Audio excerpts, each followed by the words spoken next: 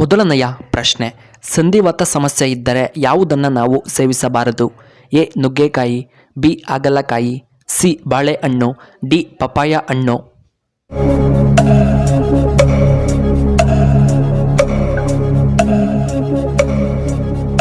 ಇದಕ್ಕೆ ಸರಿಯಾದ ಉತ್ತರ ಆಪ್ಷನ್ ಎ ನುಗ್ಗೆಕಾಯಿ.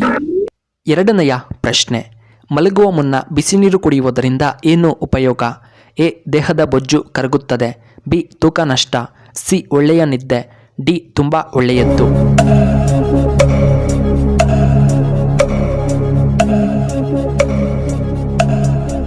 ಇದಕ್ಕೆ ಸರಿಯಾದ ಉತ್ತರ ಆಪ್ಷನ್ ಬಿ ತೂಕ ನಷ್ಟ.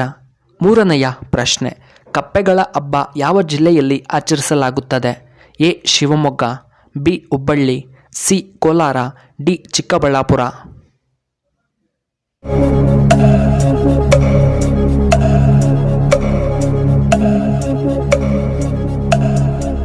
ಇದಕ್ಕೆ ಸರಿಯಾದ ಉತ್ತರ ಆಪ್ಷನ್ ಎ ಶಿವಮೊಗ್ಗದಲ್ಲಿ. ನಾಲ್ಕನೆಯ ಪ್ರಶ್ನೆ, ದೇವಾಲಯಗಳ ತೊಟ್ಟಿಲು ಎಂದು ಯಾವುದನ್ನು ಕರೆಯುತ್ತಾರೆ? A Shivamogga, B Aihole, C Hampi, D ಬಾದಾಮಿ.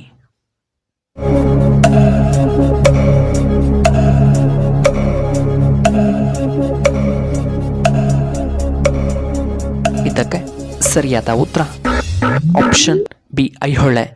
ಐದನೆಯ ಪ್ರಶ್ನೆ, ಬಿಸಿ ನೀರಿನಲ್ಲಿ ಸ್ನಾನ ಮಾಡಿದರೆ ಯಾವ ಕಾಯಿಲೆ ಬರುವುದಿಲ್ಲ? ಎ ನಿದ್ರಾಹೀನತೆ, ಬಿ ಹೃದಯಾಘಾತ, ಸಿ ಪಕ್ಷವಾತ, ಡಿ ಅಸ್ತಮ.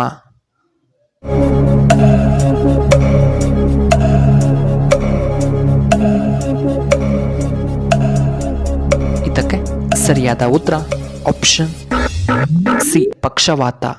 ಆರನೆಯ ಪ್ರಶ್ನೆ, ಒಬ್ಬ ವ್ಯಕ್ತಿ ನೀರಿಲ್ಲದೆ ಎಷ್ಟು ದಿನ ಬದುಕಬಹುದು? ಎ 3 ದಿನ, ಬಿ 4 ದಿನಗಳು, ಸಿ 8 ದಿನಗಳು, ಡಿ 5 ದಿನಗಳು.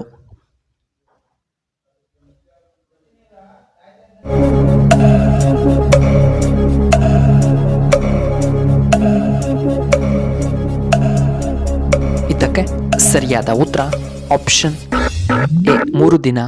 ಏಳನೆಯ ಪ್ರಶ್ನೆ, ಕಣ್ಣುಗಳು ಸ್ಪಷ್ಟವಾಗಿ ಕಾಣಲು ಯಾವ ಆಹಾರ ತುಂಬ ಉತ್ತಮ? ಎ ಮುಲ್ಲಂಗಿ, ಬಿ ಕ್ಯಾರೆಟ್, ಸಿ ಸೊಪ್ಪು, ಡಿ ಬೀಟ್ರೋಟ್.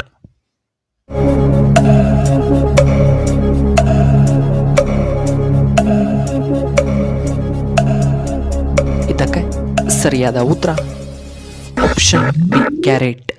ಎಂಟನೆಯ ಪ್ರಶ್ನೆ, ಅತಿಯಾದ ಬಾಯಾರಿಕೆ ಯಾವ ಸಮಸ್ಯೆಯ ಸೂಚನೆಯಾಗಿದೆ? ಎ ಶುಗರ್, ಬಿ ಹೃದಯ ಸಮಸ್ಯೆ, ಸಿ ಬಿಪಿ ಸಮಸ್ಯೆ, ಡಿ ಕ್ಯಾನ್ಸರ್ ಸೂಚನೆ.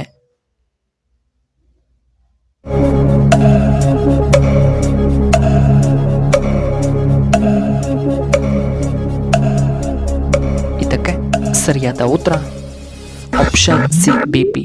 ಒಂಬತ್ತನೆಯ ಪ್ರಶ್ನೆ, ವಾಮನು ಯಾರ ತಲೆಯ ಮೇಲೆ ಪಾದ ಇಟ್ಟ? A Bali Chakravarti, B Arunasura, C Ravana, D Narakasura.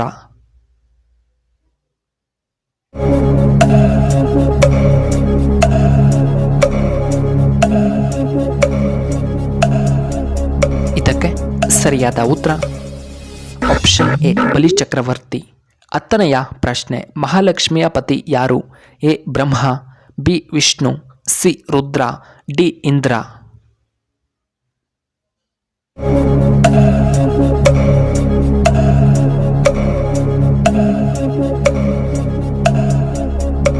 ಇದಕ್ಕೆ ಸರಿಯಾದ ಉತ್ತರ ಆಪ್ಷನ್ ಬಿ ವಿಷ್ಣು.